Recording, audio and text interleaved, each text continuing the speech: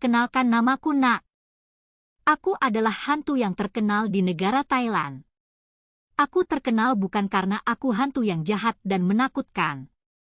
Tapi orang mengenalku karena kisah sedihku dan kesetiaanku kepada suamiku. Inilah kisahku.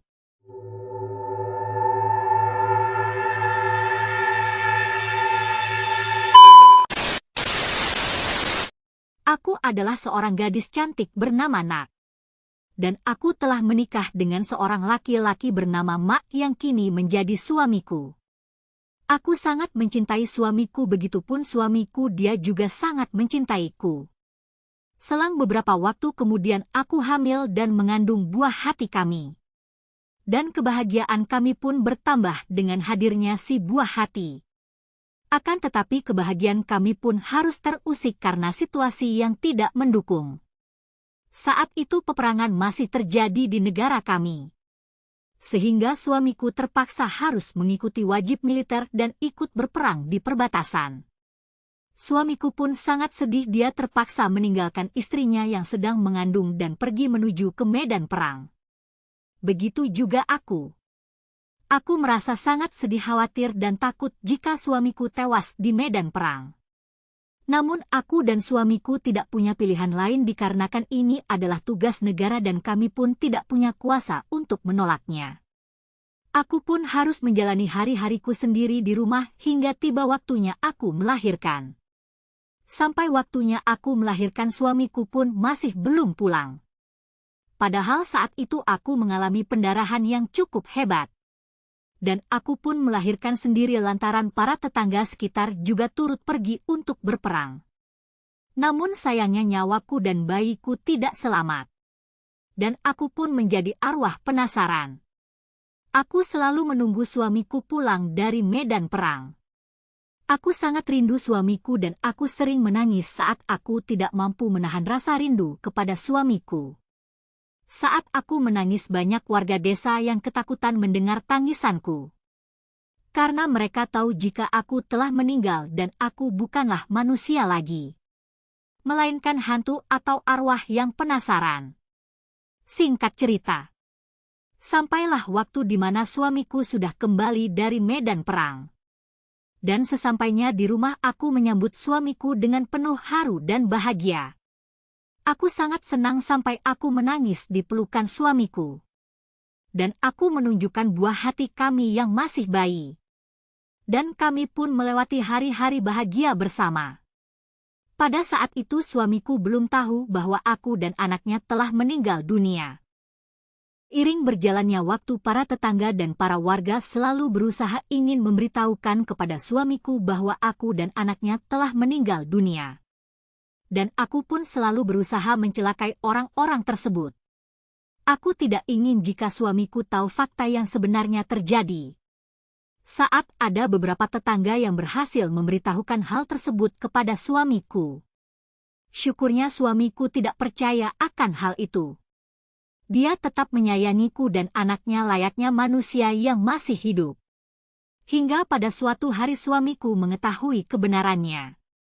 Dia melihat dengan mata kepalanya sendiri. Saat itu aku sedang memasak di dapur. Rumah kami adalah rumah kayu yang tinggi dan berlantaikan papan. Dan lantai papan tersebut renggang.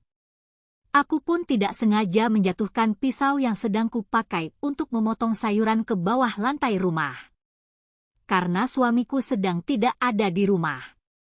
Maka aku memasukkan tanganku ke dalam sela-sela lantai dan memanjangkan tanganku untuk mengambil pisau tersebut. Namun ternyata kejadian itu dilihat langsung oleh suamiku yang sedang berada di luar. Dan suamiku seketika itu tahu bahwa aku telah menjadi hantu. Ditambah lagi apa yang pernah suamiku dengar dari warga desa membuat suamiku bertambah ketakutan. Dan kemudian suamiku kabur dan bersembunyi di sebuah kuil. Aku pun sangat sedih dan aku menangis dengan sejadi-jadinya. Aku tidak pernah bermaksud untuk menakuti suamiku. Aku sangat mencintai dan menyayangi suamiku. Aku pun menyusul suamiku ke kuil tersebut untuk menjelaskan kepadanya bahwa aku sangat mencintainya dan aku tidak mau berpisah dengannya. Namun sesampai di kuil tersebut aku dihadang oleh para biksu di sana. Aku pun bertarung dengan para biksu tersebut. Namun aku kalah. Mereka menangkap arwahku kemudian memasukkannya ke dalam botol lalu dibuang ke laut. Namun setelah beberapa lama kemudian, ada seorang nelayan yang menemukan botol tersebut dan membukanya. Arwahku pun seketika keluar dari dalam botol. Lalu kemudian aku langsung mendatangi suamiku. Betapa terkejutnya aku saat mengetahui bahwa suamiku telah menikah lagi. Hatiku hancur sehancur-hancurnya. Mengetahui suamiku telah memiliki istri baru, aku pun kecewa dan marah besar. Dan aku berjanji pada diriku sendiri. Aku akan membunuh istri baru suamiku tersebut. Namun saat aku sedang berusaha mencelakai dan membunuh istri baru suamiku, aku pun kembali dihalangi oleh para biksu yang dahulu pernah menangkap arwahku. Tapi kali ini tidak terjadi pertarungan antara aku dengan para biksu tersebut. Sampai akhirnya salah satu biksu pun berjanji bahwa aku dan suamiku akan kembali bersatu di kehidupan berikutnya. Dan para biksu tersebut memintaku agar rela menunggu. Karena besarnya cintaku kepada suamiku, aku pun rela dan menyanggupinya. Setelah biksu menjanjikan hal itu kepadaku, aku pun pergi dan tidak akan mengganggu kehidupan suamiku lagi. Namun aku akan terus menunggu suamiku sampai dengan kehidupan selanjutnya. Aku tidak tahu berapa lama. Namun aku tetap akan menunggu suamiku sampai kapanpun. Aku akan tetap setia dan menunggumu walaupun ribuan tahun.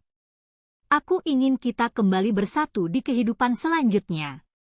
Tolong jangan lupakan aku yang selalu mencintaimu. Aku rela menderita demi menunggumu. Bahkan sampai arwahku hancur.